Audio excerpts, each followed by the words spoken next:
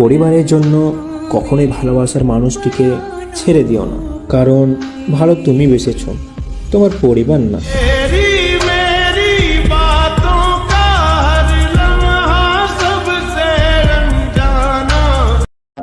আজকে অনেকদিন পরে তোমার একটা ছবি বের করে দেখতেছিলাম আর ভাবতেছিলাম তুমি কি সেই যাকে আমি ভালোবেসেছিলাম। ভালোবাসাটার পূর্ণতা পেল না, তুমি আর আমার হলে না, অথচ কথা ছিল একসাথে থাকার, হাতে হাত রেখে চলা। তোমার ভালোবাসাই ভালোবাসা, আর আমার ভালোবাসা গোলাপের কাঁটা।